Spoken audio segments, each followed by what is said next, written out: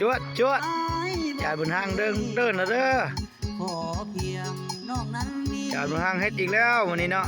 ยังฮักคือเก่าเพิ่นว่าผู้สาวสิไปใช้ก็ย่ายังฮักคือเก่าเด้อเพิ่นเอาเด้อ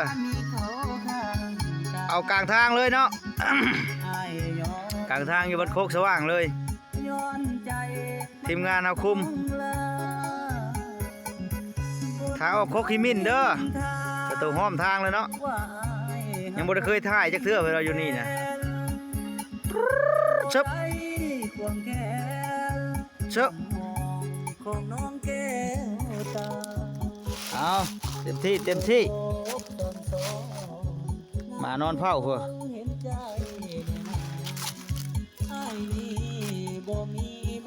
เต็มทางอันเนี้ยทีมงานเท้าเฮ็ดชึบ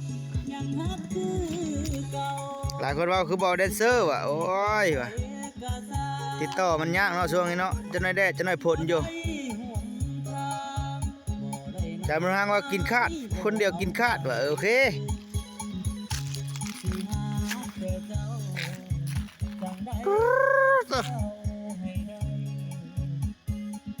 จากหน้าดินขึ้นมาพอดี4 เมตรลวงสูงเนาะ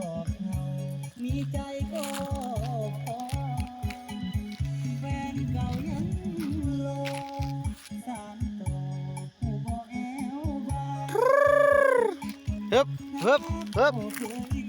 ฝากเลยเด้อพี่เราบุญทำสายบุญซอยมาฝากเลยเด้อฝากซ่องเลยเด้อว่ะเอาลงซ่องเพิ่นเนาะ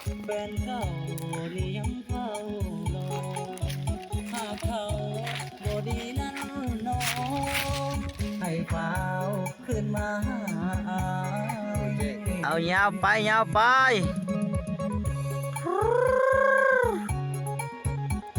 อาพิเศษสุดก็มอบให้ทั้งพี่น้องทั้งประเทศไทยในเด้อเพิ่นว่าติดกับแม่น้ำของเนาะไปซื้อกุ้งทะเลมันได้ยินเสียงอยู่จะใส่เขินหลายว่ะกำลังมาแห้งเนาะตอนนี้เนาะพิเศษก็ฝากให้ทั้งพี่น้องทั้งบัวละพาเฮาในเด้อเพิ่นว่าหลังคังทั้งพี่กระฟังอยู่ได้ว่ะทีมงานสายผู้ซอยเพิ่นว่ายังฮักคือเก่าสิเป็นแฟนไผกะซาเอาหมดบ่ได้ห่วงทางบ่ได้นางอายบ่เอาไผเห็นบ่จากหน้าดินขึ้นมานี่ข้างๆมันสิมีทุ่งนาเนาะจังได๋สิเอาให้ได้ฝากพี่น้องทั้งมหาไซแน่ว่ะบ่แค่คำไผสองเฮาแถวนี้นะแถวขัวลานี่ว่ะใส่มองหาปลาอยากฟังเพลงเด้ว่ะสัญญาณมันสิมีเนาะกายไปหน่อยนึงเนาะพี่น้องทั้งใช้บัวทองอีกอย่าลืมเด้อสายผู้ซอยเฮาเด้อถ้าเลิกกับเขาแฟนเก่านี่ยังเฝ้ารอมือกล้องยัง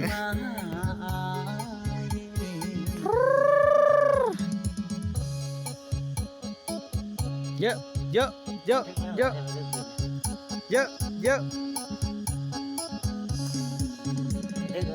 เอากลางทางเลยเต็มทางอันเนี้ยเลยเด้อ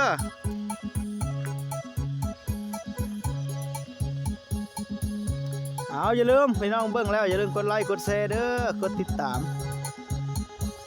ทางเฟซทีมงานสายผู้ซอยเฮาแล้วก็ยูทูบสายผู้ซอยเฮา